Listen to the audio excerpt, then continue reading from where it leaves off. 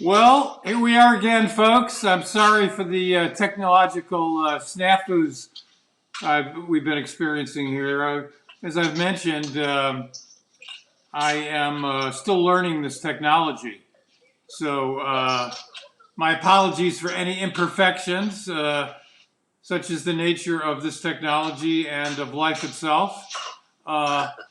Something wonderful happened yesterday in my call for participants here.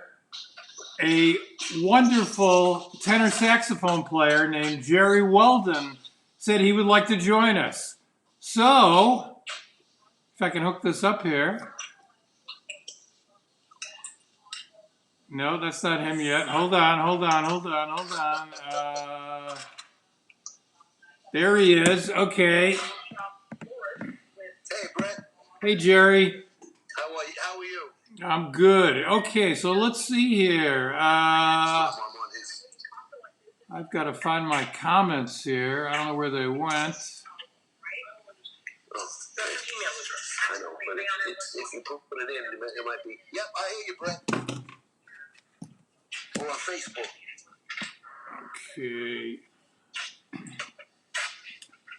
Okay, before we interview Jerry, let me play a little video here while I get the rest of this together, and then we'll come back and talk. All right.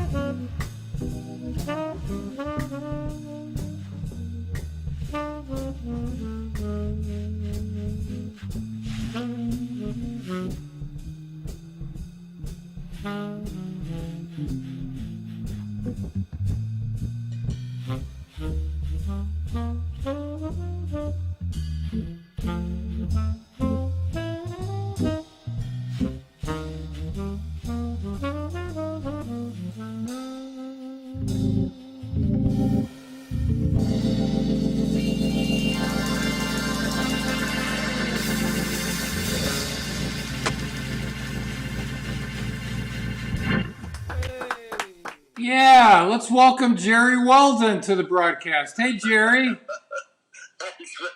Brett, it's good to be with you. All right, let's see. I'm not sure I'm getting your audio here. I can hear you. All right, I can hear you good. I can see you. I can hear you good. Okay, I'm not sure if it's being broadcast, though, so give us 1 second here. Oh, okay. Oy vey. All right. Oh boy, oh boy, oh boy, oh boy. I need some feedback from our listeners. Jerry, listeners, can you let me know if you hear Jerry? Count to 10, please, Jerry. 1, 2, 3, 4, 5, 6, 7, 8, 9, 10. Thank you. I'm glad you can count. So you can hear me fine, right? I can hear you, but I'm not sure. I'm not sure. It's okay. I guess it is working because I got a message from John. This is the first time I've tried this, folks. So I got you. Jerry is a willing participant here. I appreciate it, Jerry. So we just heard fantastic. Let's clear all that stuff out. Here we go. We've just heard a tenor saxophonist that I have been listening to for a while, but Jerry, this is the first time I've actually met you or seen you. Jerry was nice enough to agree to be part of this today. Jerry Weldon. Jerry, let's hear something about you here. Let me raise up the volume here. And where are you from, Jerry? New Yorker. I'm a New Yorker, born and raised. What part of New York? I'm from Long Island originally. Where in Long Island? Elmont. Okay, so that's just on the edge of Long Island. At the edge of Queens, correct. It's on the Queens borderline. Yeah. And when did you start your interest in music? I was young. I mean, young, grade school type stuff. Going to school, but I was lucky that my mother and father had good taste in music. So my father had a great jazz collection, and my mother loved Frank Sinatra. So that had a lot to do with forming my early musical tastes, I guess you could say. And where did you take lessons? How did you learn how to play? Then I really started getting interested in the jazz part of it through my father's record collection. And the first guys I liked were saxophone players. So I started playing in high school, and renting a horn and taking lessons at the once a week at the local music store, and then all the time putting records on and trying to copy all of these great players. Who were the people you were Jerry? Who were the people you were listening to at that point? At that point, it was Getz, it was Lester Young, it was Hawkins, it was Charlie Parker I was listening to, but I mean I was nowhere, that was way out of my league in the beginning, but it was mainly Stan Getz and Lester Young and Dexter. Those were my guys initially. Then of course I moved up. I moved on. I got into Sonny Rollins and Hank Mobley, and you start grabbing from everybody. Trying to find your own way. Well, one of the things that we love about your playing is your sound, Jerry.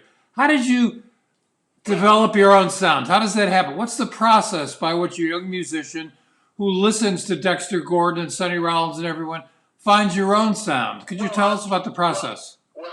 For me, and I'm sure for me and a lot of other guys, it's usually he starts out with. I mean, I was trying to sound exactly like Stan Getz. I wanted to sound exact his sound. Then I wanted to sound exact. I would put these records on and I would try to copy, get this. I would try to sound exactly like these guys. I would try to sound exactly like Dexter. I wanted to sound exactly like Sonny Rollins and George Coleman or Stanley Turrentine or any of these guys.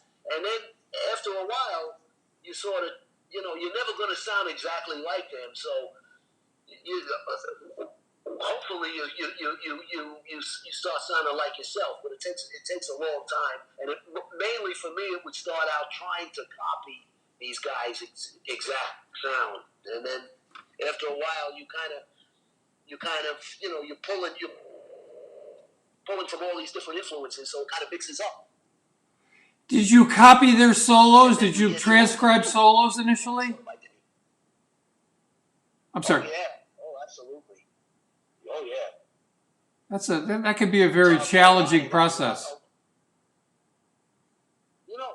I'll tell you though, Brett, that's how I learned how to improvise and play music. I didn't learn how to. People used to, when I was younger in high school, I was basically listening to records and playing by ear, and then guys would tell me, "Oh, well, you gotta buy this book. You gotta buy this book. This Gary Coker book. You gotta buy this book, and that'll learn and teach you." And the books I didn't get anything out of the books. It wasn't until I started writing out some of these solos and seeing the way they fell, it came to me a lot easier than trying to learn how to improvise out of a book. That never worked for me.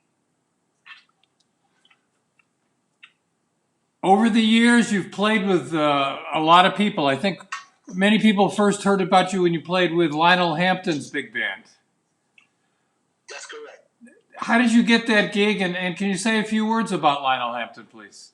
Well, of course. Well, I'll tell you, I got the gig actually through probably a mutual friend of ours, and that was Paul Jeffrey. I'm sure you knew Paul. I did. Paul was a friend.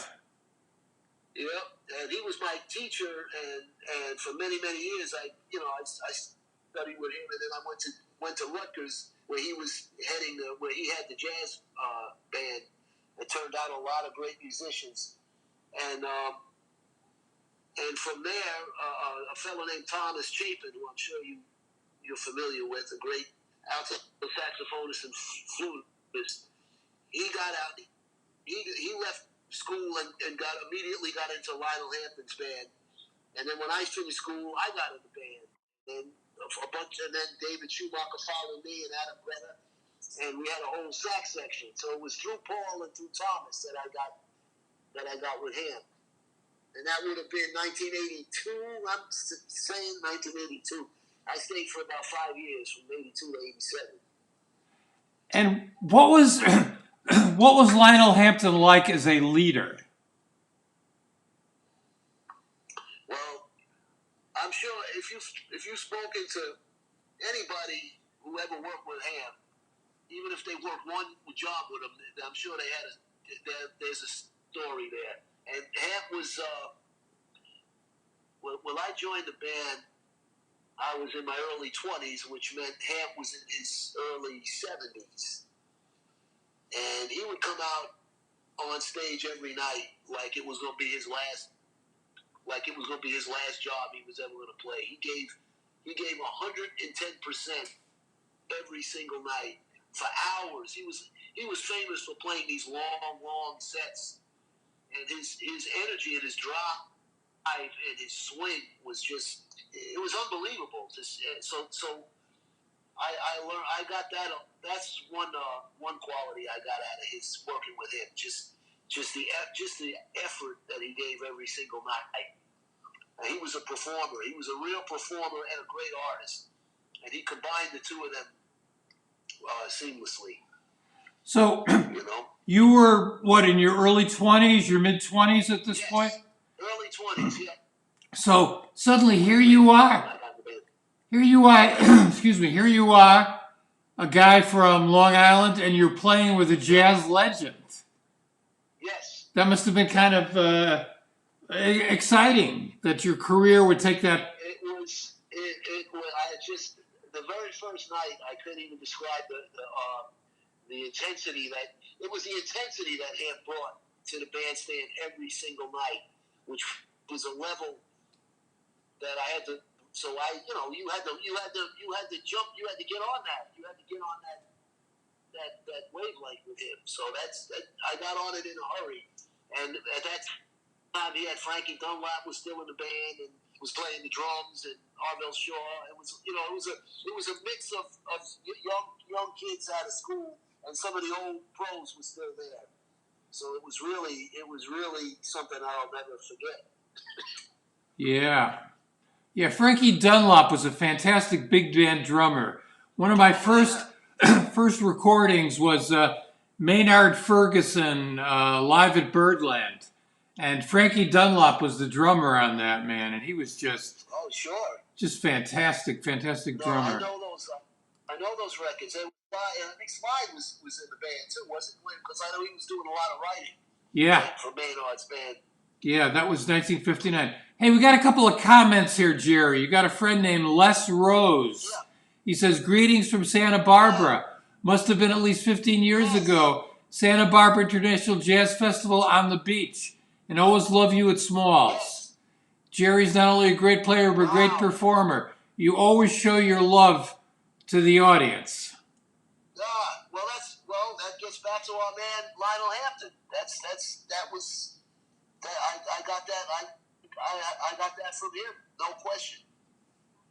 Yeah. In fact, Les. I haven't seen Les in a long, like he says, in a long time. But I'll tell you another thing I remember. We played at the Santa Barbara Jazz Festival. We had a band called the Hardbop Quintet out of New York with myself and Joe Magna. I'm sure you know Joe Magnarelli. Yeah, Max. Me and Max, we along with Keith Saunders on piano, who kind of founded the band. Bim Strasberg and I believe I think Dick Burke was with us on that tour. The drummer, Dick Burke, the drummer. I remember Dick, and I met Les on that tour, and I also met Ronnie Scott on that tour. From Ronnie Scott's. Yeah. And of course, he was a great musician, great tenor saxophone player, and of course, I'd known about Ronnie Scott's club for many, many years, and had been a fan.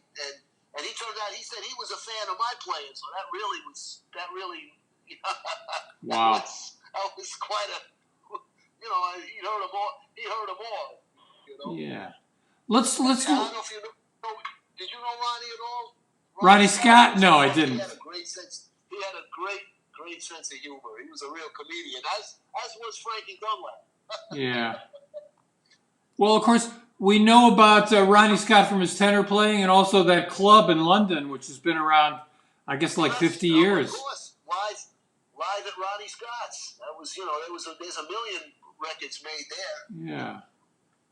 Let's look at some more video here. Sure.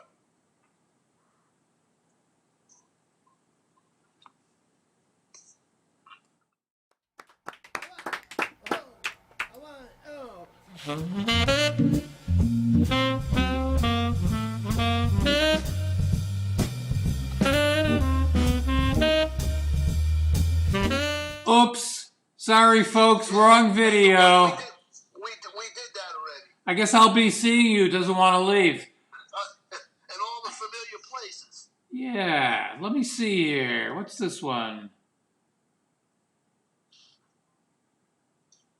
Okay. Hey. All right. We'll look at some video in a second here. Sorry about that. I just, Brett, if I may say something about that last video you played. Yeah, please. That's got the great Ben Patterson. I'm sure you know Ben as a great organist and a pianist. Yeah. And Carmen and Tori. And we made that video up at John Tendy's studio, Tendy Media. He's got a program called That Jazz Show. And he puts on he's got some great video footage of some great musicians as well. And he's quite a great musician in his own right, John Tendy. I just want to let everybody know that. But he's got a thing called That Jazz Show, and there's a lot of good videos on his site as well. So you could probably grab some good stuff. Okay, here we go with one of them. All right.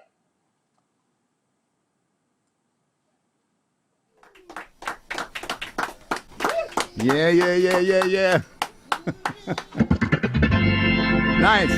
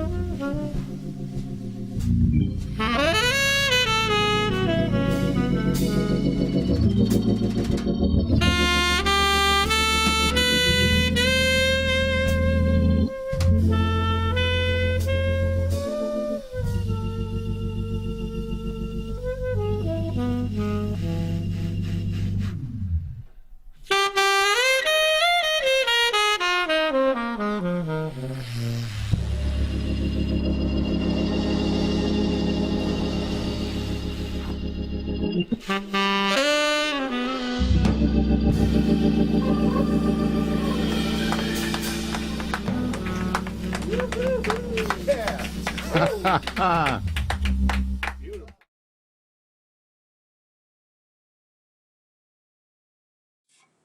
to turn that audio on there. So I am a fan of a seemingly lost art form called the ballad. Oh, okay. Why do we hear so few ballads these days? You know what? I didn't know we were in a ballad shortage. Well, you wouldn't hear any shortage of ballads if you came to hear me though. It's I guess that's a good question, Brett, because I love playing ballads. So. Is it hard, Jerry? Do you think it's harder to play a ballad? Oh, no question about it. And why is that? Much harder. Much harder. Why? Why do you think that is? Because I think when you're playing things at a faster tempo, it's going by, and I mean you can run some of your stuff and kind of sound good and make it exciting or whatever, but and kind of even if you're not so familiar with the chord changes or the tune, you can kind of get over playing fast. And with a ballad, you really gotta, because the tempo is moving slower, and you really gotta think about what you're playing. There's less places to hide. I think most guys will tell you it's way harder to play slower than it is faster. Do you think in some way it's a reflection of the times that we're living in? Everything is so speeded up. In part, I think it is. I think it's that we want the latest, we want the newest, the fastest, the latest, the best. Which is not ever necessarily the best, but people like to have the latest. But I think jazz audiences are a little bit different because they're a little more seasoned and they're a little more, they have more of appreciation of the song form than most people. You know that, Brett. We're a very small but dedicated following. Yeah, well, I think a lot of us are coming out of the Great American Songbook era. A lot of us came up on the standards. Well, that gets back to what I was talking about in my early, even guys my age. I'm not really of the American Songbook era. I'm of the Jimi Hendrix, Woodstock, that kind of era, which I never fell into. And I got to say, that gets back to what I was saying before about growing up and my mother being such a fan of Sinatra. So I couldn't help but hear that music all day long in the house, and I really enjoyed it. And I knew most of those songs before I was out of grade school. I knew the lyrics to every one of those tunes, which helped me, of course, later on. And I think it still helps me playing these tunes. So, do you think there are any songs being written today that people are going to consider standards 50 years from now?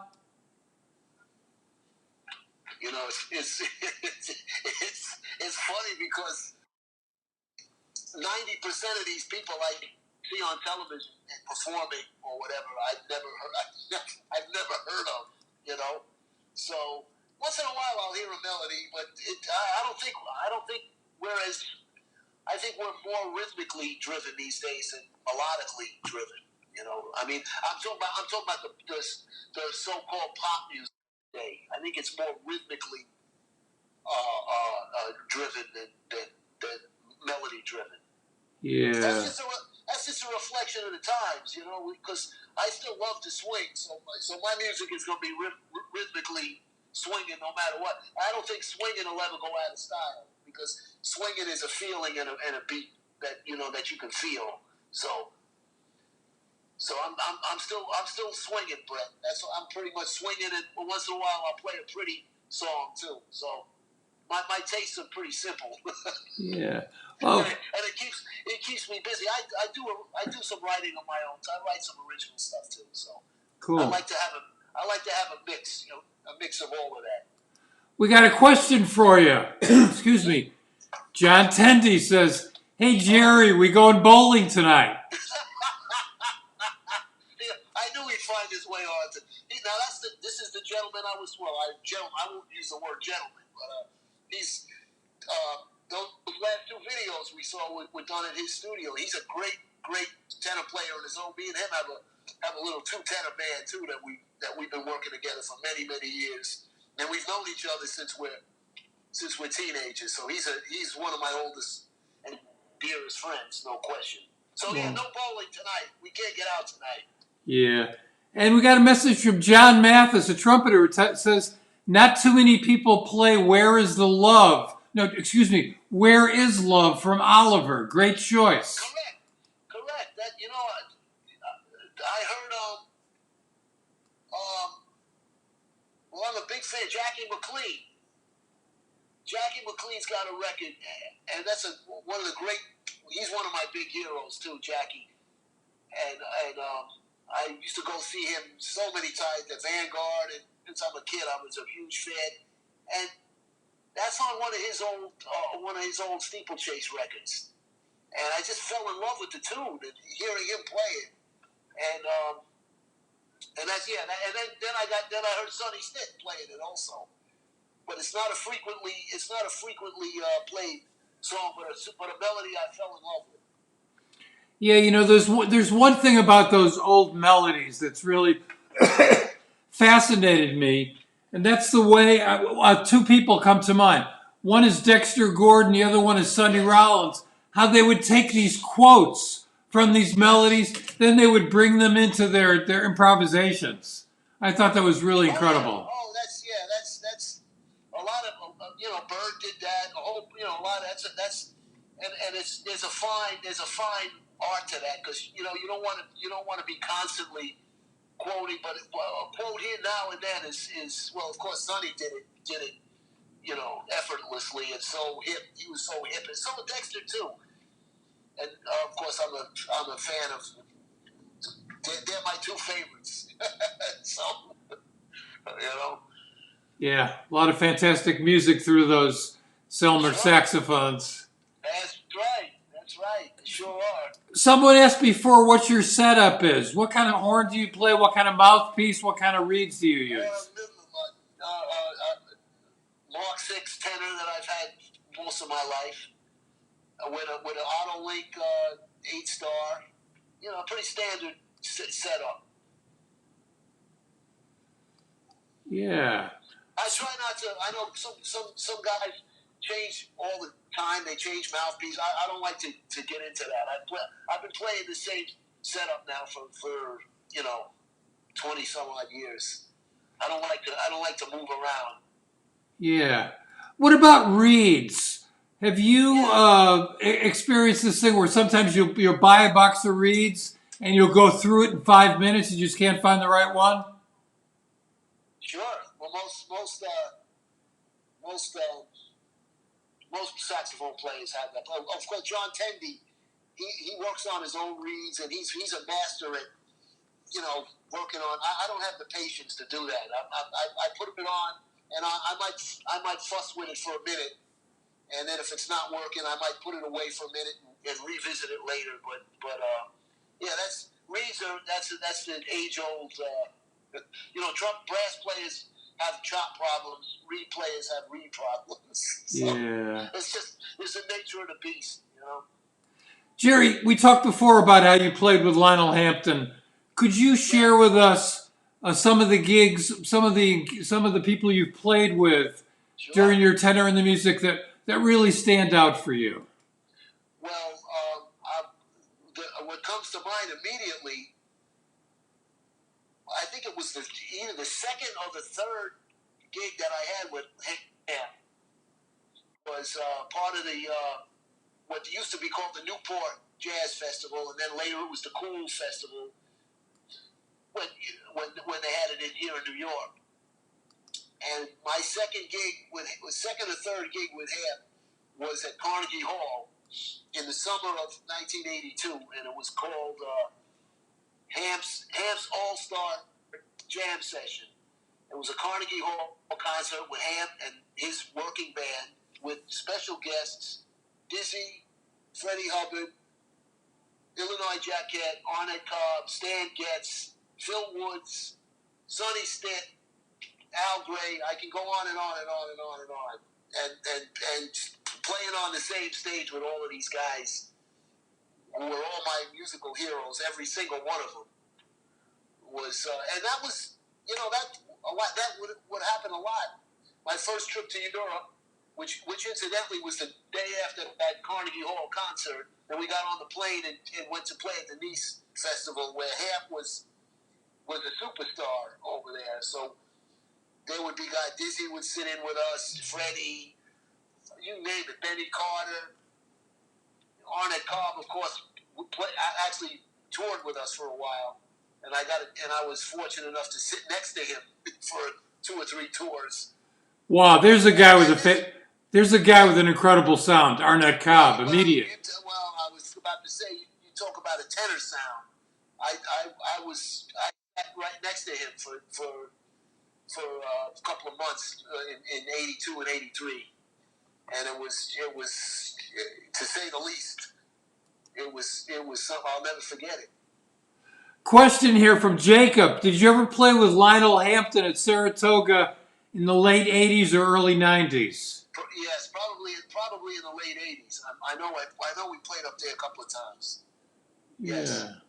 Now, do you also play other reed instruments like alto, soprano, baritone, clarinet? I play a little alto, a little soprano, a little clarinet, but mainly tenor.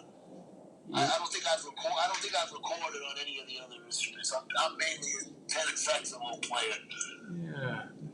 And what type of gigs are you doing these days? I know you work sometimes at Smalls downtown. I work at Smalls, and I have a steady my home base when I'm not on the road. I've been lucky enough to have a steady Wednesday night uptown at Showman's up on 125th Street with my group, with my trio, my organ trio. Usually it's like Kyle Kohler or Jason Brown on drums, or of late it's been Jerome Jennings or Joe Perry or Carmen and Tori. The drum chair's been rotating. Akiko Saruga's another great organist. She works up there with me.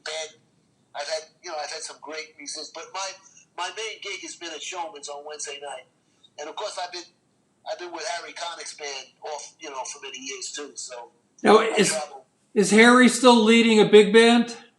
Well, it's not a big band. I would say it's it's a five horn band. Three brass, 2 reeds, and rhythm section. Yeah. And he'll augment it to be a big band sometimes. He's gotten back. We just did an album last year, Music of Cole Porter, which he wrote the arrangements for, which is a beautiful, beautiful record. We did that out in L.A. with a lot of the L.A. Guys out there, and it was a big band day. Yeah. He writes great. He's a great musician. He writes beautifully, and that was tremendous.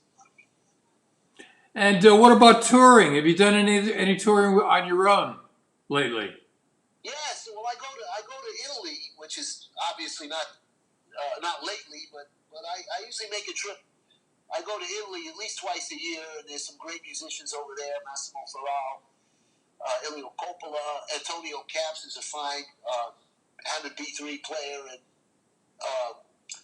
Daniele Cordisco, guitarist. We have a band called the Hammond Group, and I tour as much as I can. Jacob asks, what's your warm-up routine like when you practice?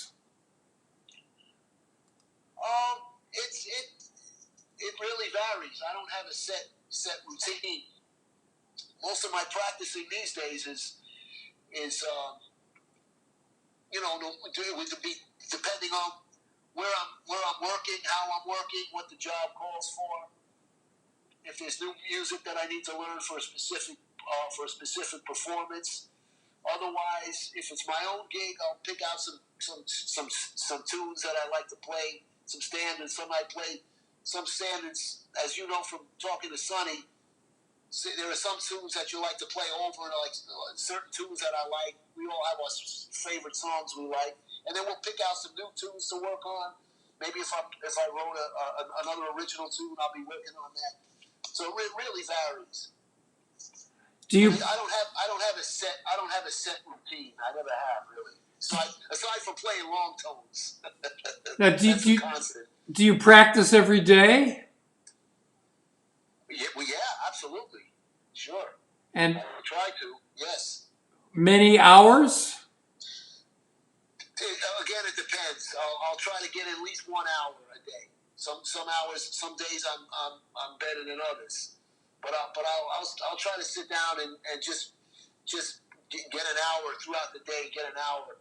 But of late, well, before we had this lockdown, I was working a lot.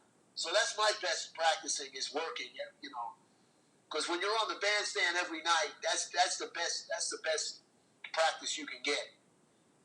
Well, there's that story about when Herbie first joined Miles, and you know he was like playing some chords, and he thought he played something that was wrong, and Miles like changed his solo to immediately like sound good with the chord, and Herbie said, "Well, gee, you know," he kind of apologized, and Miles said to him, "I pay you guys to practice on the bandstand." Oh, yeah,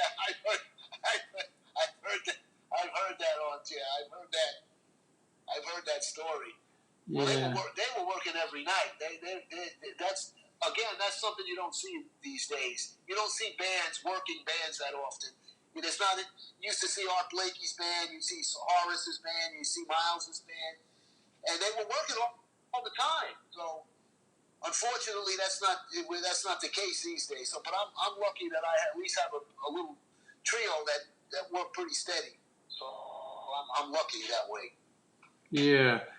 John, Jerry, any thoughts about new musicians, young musicians coming up that you've heard that you think people should check out? Yeah, well, Ben Patterson for one. He works with me a lot.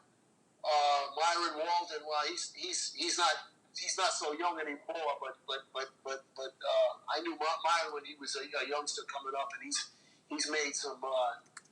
He's just one of the great musicians we have out here. There's a lot of great musicians too. Yeah. A lot of them. I'm on the spot now. If I tell, let me tell you, there's a lot of.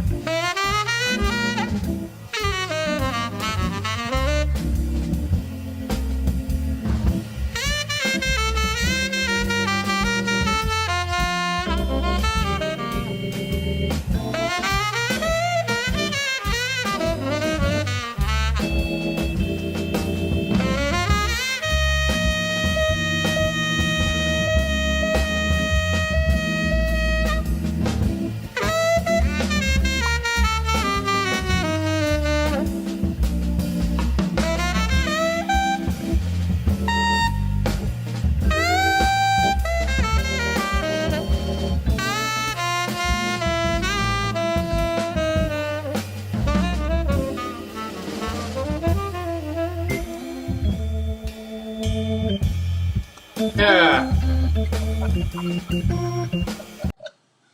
Can here where we go? Yeah.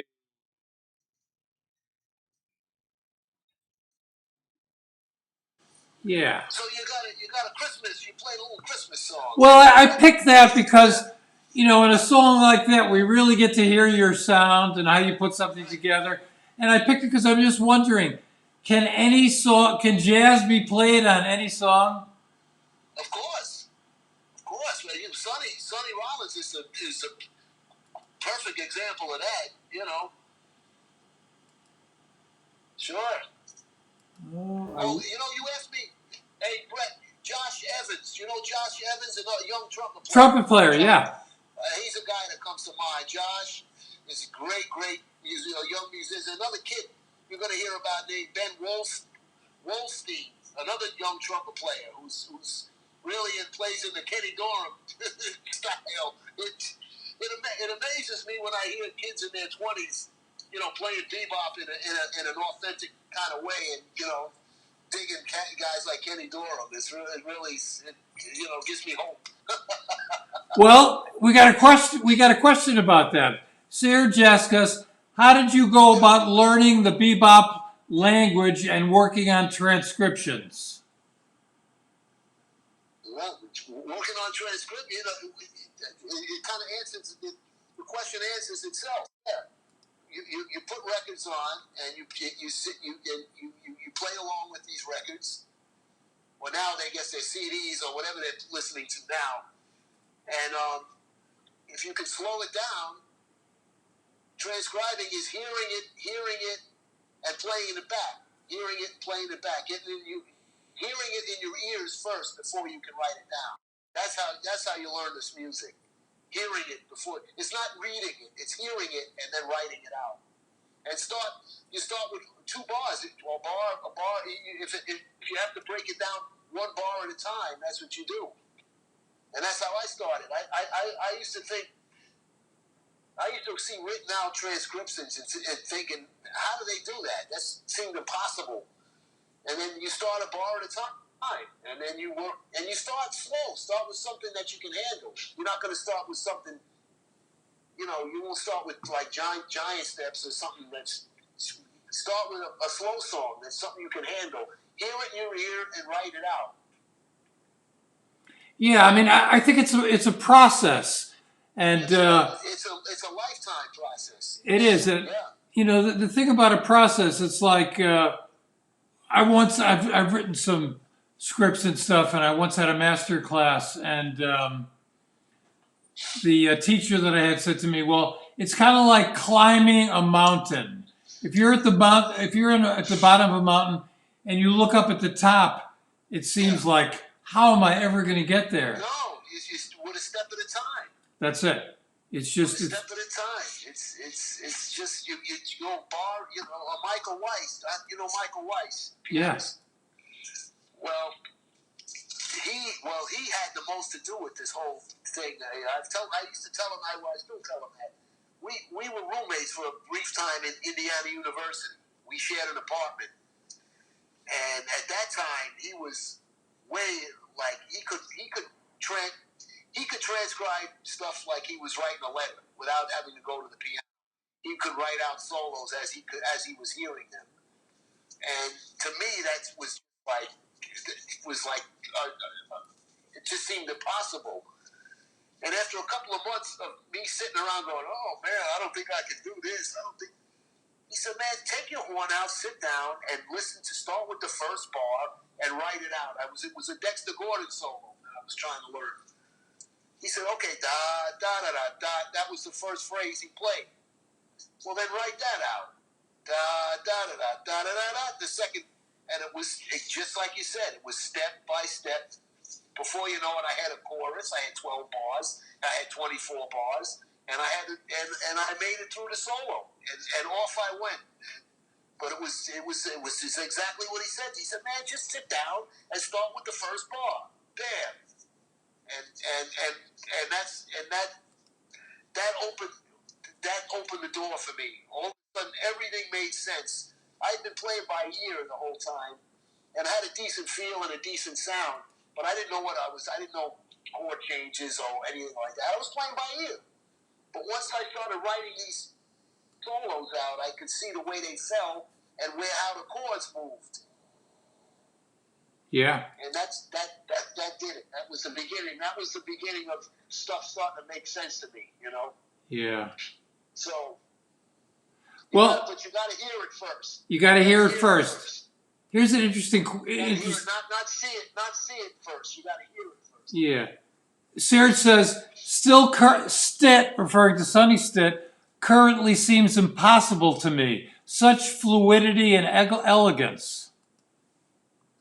Well, I'll tell you what. You couldn't, if you're trying to learn how to improvise and play jazz, especially in this, what we call the bebop style, Sonny Stitt is your perfect model, because Sonny Stitt played every single chord change. Didn't miss. Well, you know this, Brett. He's the textbook example. If you really want to get your playing together, start with a slow Sonny Stitt song. Don't start with a fast tune. Start slow. But you'll believe me. I spent many hours with Sonny Stitt learning, especially on tenor, because he doesn't miss a single chord. If you want to know the changes and learn chord changes, he'll run it right up and down the chords. Yeah. Fantastic musician. Yeah. Ever see him live? Many times. Yeah, fantastic. Many times. I saw Sonny. I saw Stitt and Dexter Gordon at the Village Gate together. And I'm going to say 79 or 80. I want to say. Wow. And that was. I'll never forget it. Yeah. That's I saw Sonny Stitt. I saw Sonny Stitt many times. I was lucky. See, I was lucky to hear. I was lucky. That's one good thing of me and you, Brett, of being a certain age. We got to hear these guys. You know. Yeah. We heard Dexter. At least I did. I heard Dexter. I heard Jackie McLean. I heard Sonny Stitt. I heard Arnett Cobb, Illinois. Jaquette.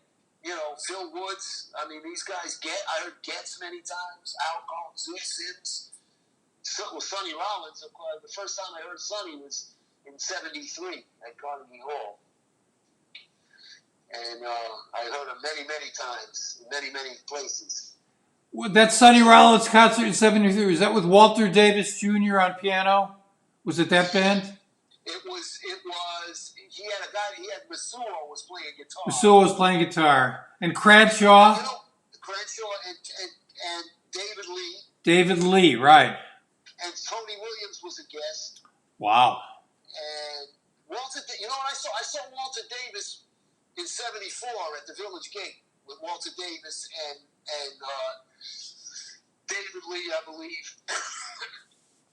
I saw Sonny, man, we could go on and on. I saw Sonny with Jackie McLean at the Beacon Theater. That was a great. Oh yeah, I was at that concert. Yeah. Remember that one? That was one of my favorites. Yeah. Yeah, that was great. Well, we burned through an hour here. I want to thank our guest, who's been very gracious in putting up with all of our technical difficulties here. Thanks, Brett. Thank you so much, Jerry. Any recordings come out that you'd like to mention? Anything coming up? Latest recording recording I got is something called "Those Were the Days" with Kyle Kohler, Kobe Inzer, and Daniel Sodownik on Weeds' label, Cellar Jazz, which is a great label. I'm sure you're familiar with. And I got another thing I did in Italy called "We're Rolling" with the Hammond Groovers. So those are a couple of things that come to mind. Cool, man. Well, we must thank Jerry Weldon for being with us today, and I want to thank. I thought we were going to with some of your videos, but I'm happy to be your guest today. I really appreciate it. I'll be checking in with you tomorrow. All right, we'll be back tomorrow. Hopefully, we'll work out all our technical difficulties. In the meantime, everybody, please stay safe, stay healthy, and keep listening to jazz. You too, Brett. Thank you so much.